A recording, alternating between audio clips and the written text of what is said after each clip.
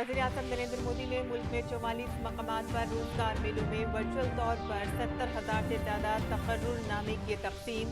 मरकजी हुकूमत समेत रियासती हुकूमतों और मरकज के ज़ेर इंतजाम इलाकों के मुख्तलिफ महकमों में की गई हैं तकर्रुरियां।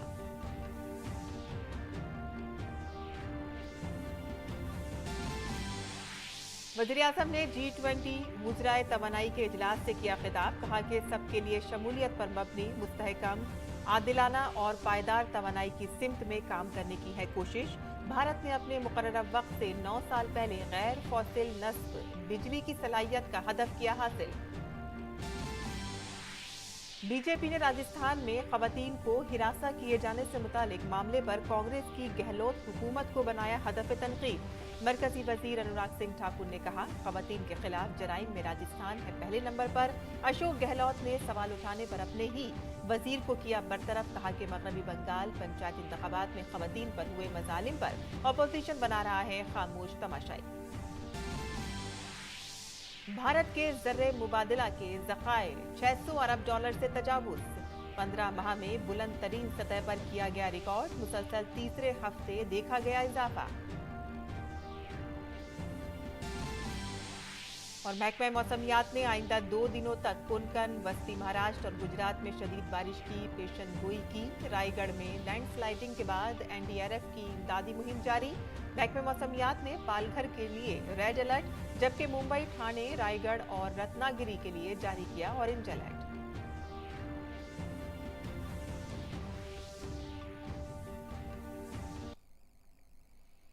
आदाब नाज़रीन, खबरनामे में आपका इस्तकबाल है। मैं हूं साइमा खान। अब खबरें तफसील से। वज़ीर-ए-आज़म नरेंद्र मोदी ने आज रोजगार मेले के एक हिस्से के तौर पर मुख्तलिफ सरकारी महकमों और इदारों में नए भर्ती होने वाले 70,000 से ज्यादा लोगों को तकर्रुरी नामे दिए। रोजगार पैदा करने को अव्वलीन तरजीह देने के अज़्म के तहत पीएम मोदी ने ये तकर्रुरी नामे वर्चुअल जरिए से दिए हैं। मुल्क भर में 44 मकामात पर रोजगार मेले का इनेकाद किया गया। इस मौके पर अपने खिताब में पीएम मोदी ने कहा कि मुल्क तेजी से तरक्की की राह पर गामजन है। पीएम मोदी ने कहा कि उम्मीद है कि भारतीय मईशत अगले चंद सालों में दुनिया की चोटी की तीसरी मईशत बन जाएगी और इससे रोजगार के मौके और आम शहरी की आमदनी दोनों में इजाफा होगा। आपने देखा है कि भारत सिर्फ 9 वर्षों में दुनिया की 10वें नंबर की अर्थव्यवस्था से 5वें नंबर की अर्थव्यवस्था बन गया है। आज हर एक्सपर्ट ये कह रहा है, कुछ ही वर्षों में भारत दुनिया की टॉप 3 इकोनॉमी आ जाएगा। टॉप 3 इकोनॉमी में पहुंचना ये भारत के असामान्य सिद्धि बनने वाला है। यानी हर सेक्टर में रोजगार के अवसर भी बढ़ने वाले हैं और सामान्य नागरिक की आय भी बढ़ने वाली है। मुल्क की तरक्की में बैंकिंग सेक्टर के अहम किरदार का जिक्र करते हुए वज़ीर-ए-आज़म ने कहा कि इसमें तेजी से बेहतरी आ रही है। पीएम मोदी ने यूपीए दौर में फोन बैंकिंग घपले से होने वाले नुकसान पर भी बात की। उस समय एक खास परिवार के करीबी कुछ ताकतवर नेता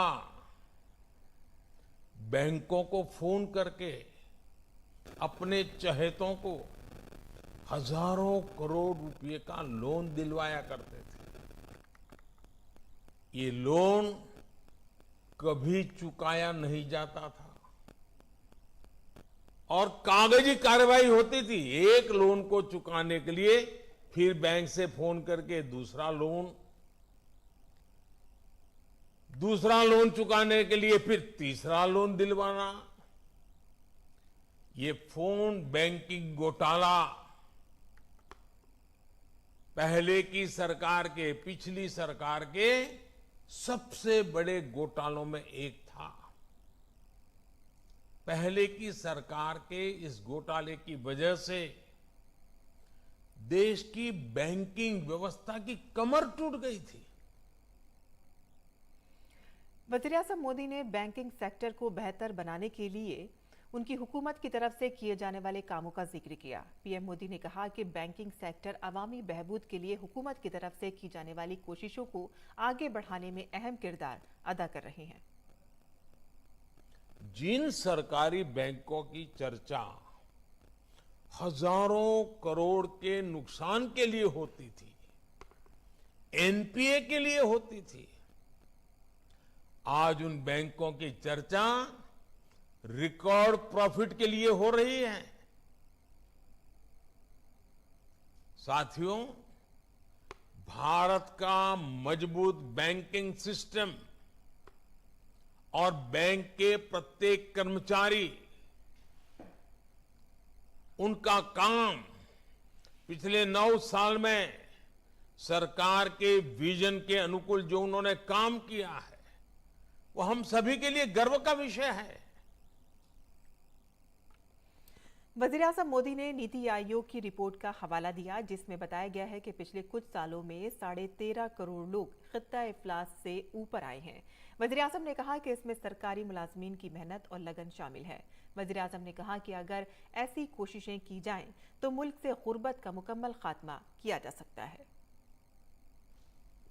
गरीबों को पक्का घर देने की योजना हो,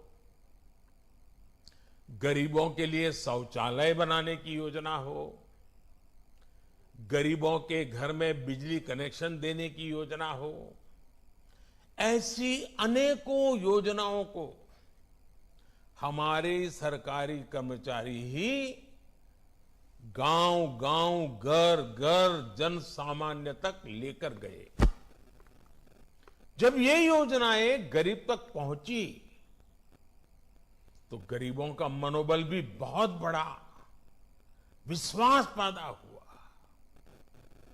ये सफलता इस बात की प्रतीक है कि हम मिलकर भारत से गरीबी दूर करने के प्रयास बढ़ाएं तो भारत से गरीबी पूरी तरह से दूर हो सकती है। पीएम मोदी ने कहा कि दुनिया भर में भारतीय नौजवानों के लिए इम्कानात के दरवाजे खुल रहे हैं। वज़ीर-ए-आज़म ने कहा कि हुकूमत नौजवानों को इनसे फायदा उठाने के लिए बाइख्तियार बनाने की खातिर बड़े पैमाने पर इक़दामात कर रही है। पीएम कौशल विकास योजना के तहत लगभग 1.5 करोड़ युवाओं को ट्रेनिंग दी जा चुकी है। सरकार 30 स्किल इंडिया इंटरनेशनल सेंटर भी स्थापित कर रही है ताकि हमारे युवा ग्लोबल अपॉर्चुनिटीज के लिए तैयार हो सके। आज देश भर में नए मेडिकल कॉलेज, नई आईटीआईज, नई आईआईटी, टेक्निकल इंस्टीट्यूट्स बनाने का भी अभियान जोरों पर चल रहा है। 2014 तक हमारे देश में करीब 380 मेडिकल कॉलेज ही थे। पिछले 9 वर्षों में ये संख्या 700 से अधिक हो चुकी है। वज़ीर-ए-आज़म नरेंद्र मोदी ने आज वीडियो कॉन्फ्रेंसिंग के जरिए रोजगार मेले के तहत सरकारी महकमों और तंजीमों में 70,000 से ज्यादा नए तैनात होने वाले अफराद को तकर्रुरी नामे तकसीम किए। मुल्क भर में 44 मकामात पर रोजगार मेले का इनेकाद किया गया। मरकजी वजीर तालीम धर्मेंद्र प्रधान ने कहा कि रोजगार मेले के तहत 8 लाख से ज्यादा नौजवानों को सरकारी नौकरियां दी गई हैं। माननीय प्रधानमंत्री नरेंद्र मोदी जी के नेतृत्व में चलने वाली सरकार की ओर से 8 लाख से ज्यादा नौजवानों को सरकारी नियुक्ति स्थायी रूप में दिया गया है। अगर हम पिछले 9 साल को यूपीए की 9 साल को तुलना करें, उससे ये दुगनी है। ये हमारी सरकार की नौजवानों के प्रति अपना कमिटमेंट, अपने संवेदनशीलता का बहुत बड़ा प्रमाण है। इतना ही नहीं, भारत सरकार की जो नीतियां बनी है, उस नीतियों में आज 1 लाख नया स्टार्टअप बने हैं। 1 लाख नया स्टार्टअप, यानी इसी में से ही मिलियंस की नई रोजगार की सृजन होती है। मरकजी वजीर किरेन रिजिजू ने रोजगार मेले के मौके पर कहा कि आज चेन्नई के इस खूबसूरत शहर में हमारे कस्टमर्स और जीएसटी डिपार्टमेंट ने एक शानदार तकरीब का एहतमाम किया और उन्हें इस तकरीब का हिस्सा बनने और तकर्रुरी नामे सौंपने पर फख्र का एहसास हो रहा है।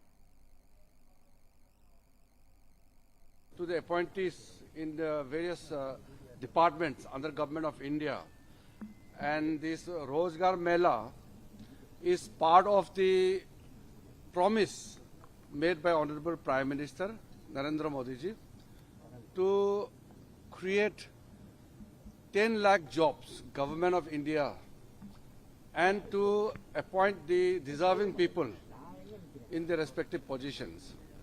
Today in this beautiful city of Chennai, our customs and GST department have conducted a wonderful event, and I am honored to be part of this event and handed over the appointment letters to the appointees, and the event was addressed by the Honorable Prime Minister himself. Haryana के फरीदाबाद में भी सरकार के रोजगार मेले में मुख्तलिफ शोबों में सैकड़ों नौजवानों को तकर्रुरी नामे तकसीम किए गए। तकर्रुरी नामा हासिल करने वाले नौजवान रोजगार मेले पर बहुत खुश थे। उन्होंने कहा कि हम वज़ीर आज़म नरेंद्र मोदी का शुक्रिया अदा करते हैं कि हमें रोजगार मिला। आज हमारे तमाम खानदानों में खुशी के साथ होली दिवाली मनाई जाएगी। हमारे नामा निगार गिरीश निशाना ने सूरत हाल का जायजा लिया। फरीदाबाद में भी काफी युवाओं को नियुक्ति पत्र दिया गया। कुछ युवा हमारे साथ हैं, बात करते हैं। आप बताइए कितनी खुशी है आज? बहुत ही ज़्यादा खुशी है। इसके लिए मैं माननीय प्रधानमंत्री मोदी जी को धन्यवाद देता हूं, भारत सरकार को धन्यवाद देता हूं। और हमारे घर में आज दिवाली ही नहीं होली भी मनेगी। So once again thank you Modi ji. मैं सबसे पहले तो केंद्र सरकार का बहुत ही आभार व्यक्त करना चाहता हूं, जिन्होंने इतनी जल्दी इसको कंडक्ट करवाया और पूरा एक साथ मुकम्मल किया है। और मैं पूरा निष्ठा के साथ ये जिम्मेदारी जो मुझे सौंपी गई है इसको निभाना चाहूँगा। और मैं बहुत बहुत फिर से धन्यवाद एक बार केंद्र सरकार का देना चाहता हूँ। मैं भी सर केंद्र सरकार को बहुत बहुत धन्यवाद देना चाहता हूँ, क्योंकि जिस तरह से इसका रिक्रूटमेंट हुआ है, बड़ी स्पीड से हुआ है और बहुत जल्द हुआ है। आई एम रियली हैप्पी। मैं बहुत खुश हूँ कि मुझे FSSAI में जॉब करने का मौका मिला, बिकॉज ये फूड टेक्नोलॉजीज के लिए एक बहुत बड़ा अपॉर्चुनिटी है। प्रधानमंत्री जी के आशीर्वाद से हमें ज्वाइनिंग पत्र मिला गया और आज दिवाली भी मनेगी, होली भी मनेगी। आज ये मिला है, मैं बहुत खुश हूँ। और मेरे साथ अभी यहाँ बहुत सारे युवा हैं, जो 70,000 युवा, उन सबको ये रोजगार मेला का लेटर मिला है। और उनके हर घर में दिवाली, होली और सर सब त्योहार आज ही बनेंगे। युवा जो हैं काफी उत्साहित हैं और युवा खास तौर पर कह रहे हैं कि आज उनके घर में होली और दिवाली दोनों एक साथ मनने वाले हैं। कैमरामैन प्रमोद देई के साथ गिरीश निशाना, DD न्यूज, फरीदाबाद। और बेंगलुरु में मुनक़िद रोजगार मेले के दौरान बड़ी तादाद में नौजवानों को तकर्रुरी नामे तकसीम किए गए। इसे खुशी का मौका करार देते हुए इन नौजवानों ने मुल्क के लिए जज्बे के साथ काम करने के आज़म का इजहार किया। I have been appointed by Department of Biotechnology, Ministry of Sciences and Technology. It is a very great opportunity for me, and it's not only great for me, it is great for my parents and my other officers too. I got appointed as UDC in Ministry of Defence. When you get this appreciation, it feels very good. Seeing my mother happy and my sister proud. After 3 weeks training, I'll be appointed branches in Jayanagar, Bangalore. I got appointment in Ministry of Defence. It's a compassionate appointment. I faced many difficulties after my husband's death. It's very huge, very helpful and happy moment for me, ma'am. और मुंबई में भी रोजगार मेले के दौरान नौजवानों को तकर्रुरी नामे दिए गए। इस पर सब ने खुशी का इजहार किया। नौजवानों ने रोजगार मेले को एक बड़ा इक़दाम करार दिया। मेरा चयन सीनियर रिसर्च असिस्टेंट के पद पर सेंट्रल वाटर कमीशन में हुआ है। यहाँ पे आकर मुझे काफ़ी अच्छा लगा, काफ़ी उत्साहित हूँ। प्रधानमंत्री जी की बात सुन के हम और उत्साहित हो गए हैं और अपने पद पर कार्य करने के लिए और उत्साह के साथ कार्य करेंगे। मुंबई कस्टम्स में मुझे हवलदार के पोस्ट में मुझे अपॉइंट किया गया है and this is ministry of finance and I am really very excited to join this post and serve this country. मेरा चयन मुंबई कस्टम्स हवलदार में हुआ है। मुझे ये प्रोग्राम ज्वाइन करके बहुत अच्छा लगा है और मैं अपने देश की उन्नति के लिए मुझसे जो बन पड़ेगा वो करूँगी। कस्टम्स में एज अ हवलदार सिलेक्शन हुआ है तो मुझे इस रोज़गार मेला में अपॉइंटमेंट लेटर मिला है। मैं बहुत खुश हूँ। Thank you government of India, thank you so much. Junior engineer हुआ है फूड कॉर्पोरेशन ऑफ इंडिया में, और सबसे ज़्यादा खुश मेरे से ज़्यादा मेरी मम्मी और पेरेंट्स हुए होंगे, मम्मी डैडी, तो उनके लिए भी आपसे, उनकी तरफ से भी आप लोगों को thank you. Now I am selected for Havaldar as in a customs department Mumbai, and today I received my joining letter. Thank you very much, and now I am very happy. और चंडीगढ़ में मुनक्किद रोजगार मेले में हिस्सा लेने वाले नौजवान तकर्रुरीनामा मिलने के बाद बहुत खुश नजर आए। पीएम मोदी के खिताब की तारीफ करते हुए उन्होंने कहा कि मुल्क की तरक्की में अपना हिस्सा डालने के आज़म का उन्होंने इजहार किया।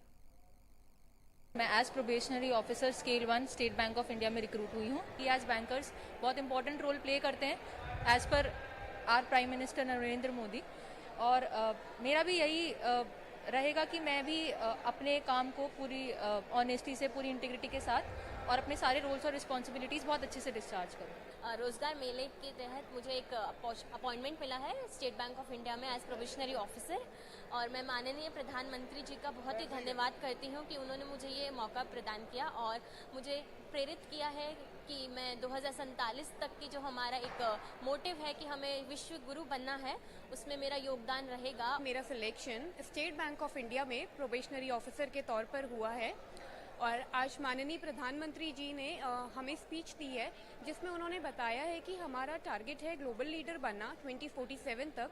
तो मैं सभी यूथ्स को प्रेरित करना चाहूँगी कि आप मेहनत करते रहिए और अपने एम को हासिल करिए। मुझे SBI में एज अ प्रोबेशनरी अधिकारी नियुक्ति की गई है और ऑफर लेटर मिला है।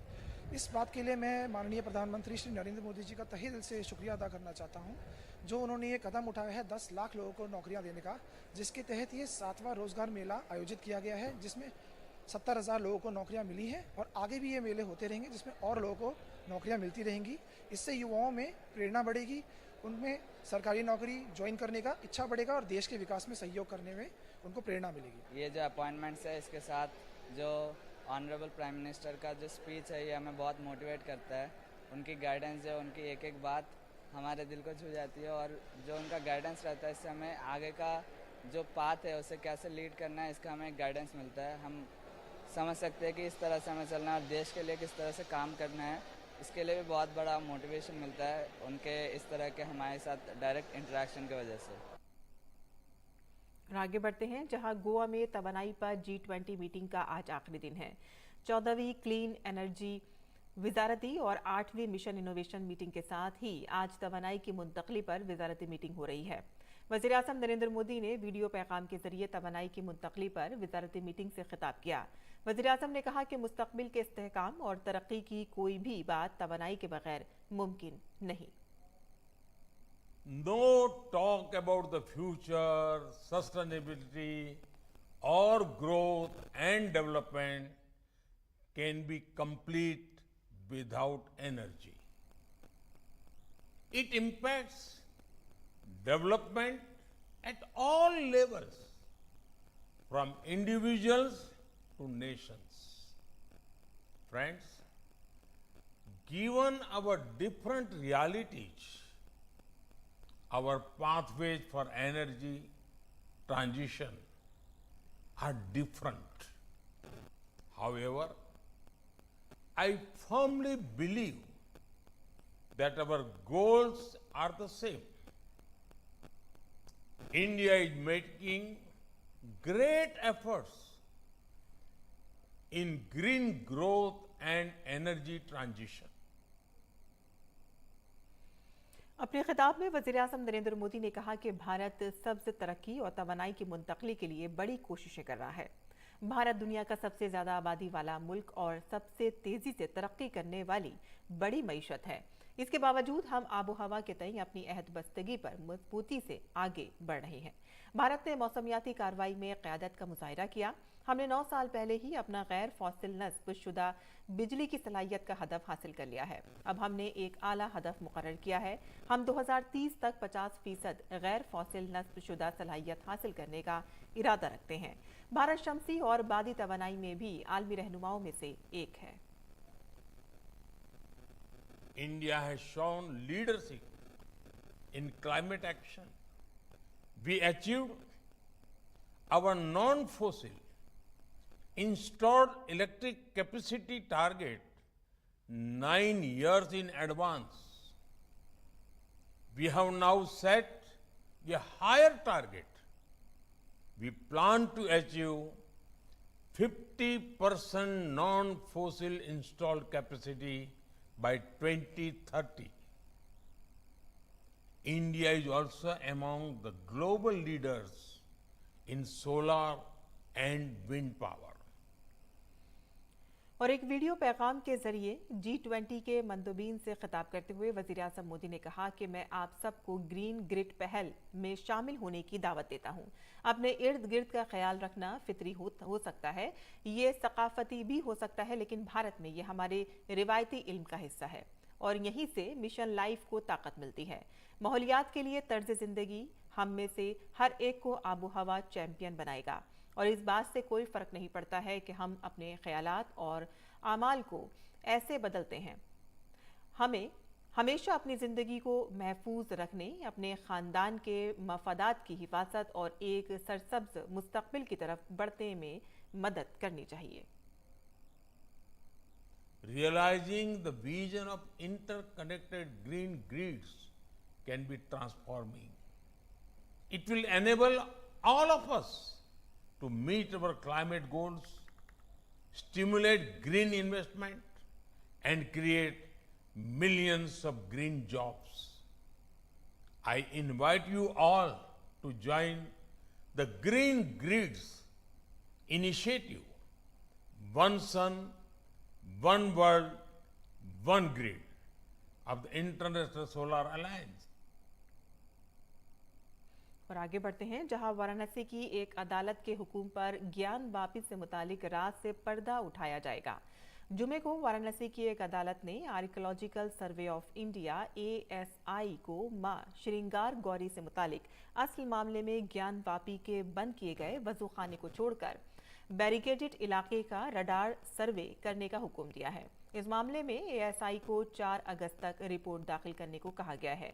हिंदू फरीक के 4 दरख्वास्त गुजारों रेखा पाठक, मंजू व्यास, लक्ष्मी देवी और सीता साहू की जानिब से 16 मई को अदालत में एक दरख्वास्त दी गई थी, जिसमें कहा गया कि ज्ञान वापी में सील वजूखाने को छोड़कर बकिया हिस्से का ASI के जरिए रडार टेक्नोलॉजी से सर्वे कराया जाए।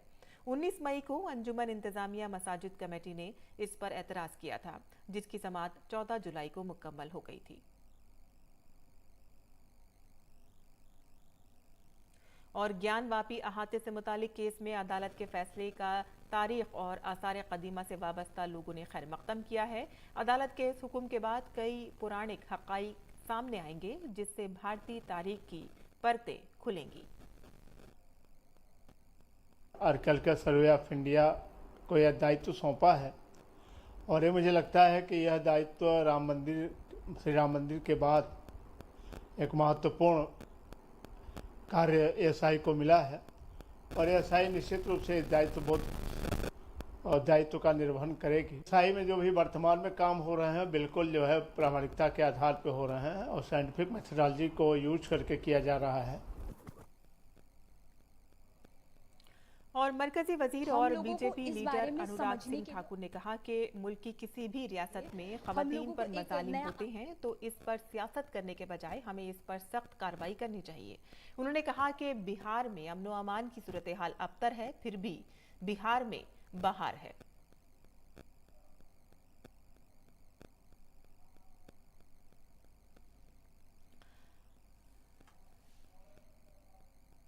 राज्यों में महिलाओं के प्रति जो अत्याचार दुष्कर्म की घटनाएं बढ़ी, वो बड़ी दुर्भाग्यपूर्ण भी हैं, चिंताजनक भी हैं, क्योंकि कानून व्यवस्था राज्य की जिम्मेदारी है। और बहुत सारे राज्यों में देखा गया कि बहुत कुछ घटने के बाद भी कोई उचित कदम नहीं उठाए गए और ऐसी घटनाएं मानवता को शर्मसार भी करती हैं। लेकिन कुछ लोग राजनीतिक चश्मे से ही सब चीज़ों को देखते हैं। अब एक और नारी अस्मिता बिहार में तार-तार है। नीतीश तेजस्वी के चश्मे से बिहार में बहार ही बहार है। और उन्होंने कहा कि आज राजस्थान, बिहार और मगरबी बंगाल की हुकूमतें खवातीन के खिलाफ मजालिम पर सियासत क्यों कर रही हैं। बिहार का जंगल राज रिटर्न हो चुका है, फिर भी लालू और नीतीश कुमार की हुकूमत में बहार ही बहार है। ये सब मुल्क की आवाम देख रही है। शांति धारीवाल जी क्या कहते हैं, जब महिला के साथ बलात्कार की घटना हुई, अपराध की घटना हुई, तो उन्होंने कहा ये मर्दों का प्रदेश है और पूरे कांग्रेसी ठहाका मार के हंसते हैं मंत्री और विधायक और मजाक उड़ाते हैं। लड़की हूं, लड़ सकती हूं, बस राजस्थान नहीं जा सकती हूं। बिहार पर मुंह में दही जमा सकती हूं और बंगाल पर होंठ सिल सकती हूं। लड़की हूं, राजस्थान नहीं जा सकती हूं और कोई महिला अपराध की आवाज उठाए तो मुख्यमंत्री अशोक गहलोत कह के उनका इस्तीफा करवा सकती हूं। खवातीन व बहबूद इत्वाल की मरकजी वजीर स्मृति ईरानी ने कहा कि हुकूमत मणिपुर मामले पर पार्लियामेंट में बहस के हक में है, लेकिन कांग्रेस और अपोजिशन ने ऐवान में हंगामा किया और इस पर बहस करने से इनकार कर दिया। उन्होंने कहा कि मणिपुर का मसला न सिर्फ हसास है बल्कि कौमी सलामती पर भी इसके असरात पड़ते हैं और अपोजिशन लीडर इससे वाकिफ हैं। हिज़्ब इख्तिलाफ इस मामले पर पार्लियामेंट में बहस नहीं करना चाहता। मरकजी वजीर स्मृति ईरानी ने राजस्थान में खवातीन को हिरासा करने के बढ़ते वाकयात पर गहलोत हुकूमत पर सख्त नुक्ताचीनी की है। उन्होंने कहा कि ये इंतहाई तशवीशनाक है कि कल रियासत राजस्थान के एक वजीर ने रियासत में खवातीन के खिलाफ जराइम पर बात की और उन्हें कांग्रेस ने गैर रस्मी तौर पर बरतरफ कर दिया। कांग्रेस राजस्थान में खवातीन के खिलाफ मजालिम की हकीकत नहीं सुनना चाहती। कल आप सबने देखा होगा देश की संसद में बार बार सरकार मणिपुर के संदर्भ में चर्चा चाह रही थी। कांग्रेस पार्टी और विपक्ष ने चर्चा से इनकार कर दिया, ये जानते हुए कि ये मुद्दा राष्ट्रीय सुरक्षा और मणिपुर में कुछ विषयों से संबंधित है। विपक्ष का चर्चा से इनकार करना हम सबको अचंभित करता है। कल ही ये खबर आई कि राजस्थान में कांग्रेस के एक नेता ने जब राजस्थान में बढ़ते महिला उत्पीड़न के संदर्भ में एक बयान जारी किया तो ऐसे कांग्रेस के नेता के बयान पर कार्रवाई करने के बजाय कांग्रेस पार्टी ने अपने उस नेता को बर्खास्त कर दिया। और खवातीन व बहबूद इत्वाल की मरकजी वजीर स्मृति ईरानी ने मगरबी बंगाल में खवातीन को हिरासा करने के बढ़ते हुए वाकयात पर ममता हुकूमत पर सख्त नुक्ताचीनी की है। मरकजी वजीर स्मृति ईरानी का कहना है कि मगरबी बंगाल के मालदा से एक वीडियो आ रहा है जहां 2 दलित खवातीन को मारा पीटा जा रहा है। मगरबी बंगाल पंचायत इंतखाबात के दौरान लोगों के कत्ल पर कांग्रेस खामोश तमाशाई बनी हुई है क्योंकि वो टीएमसी के साथ ताउन की भूखी है। और इसी के साथ ही हमारा खबरनामा यही खत्म पसीर होता है। हमारी पूरी टीम को दें इजाजत। आदाब।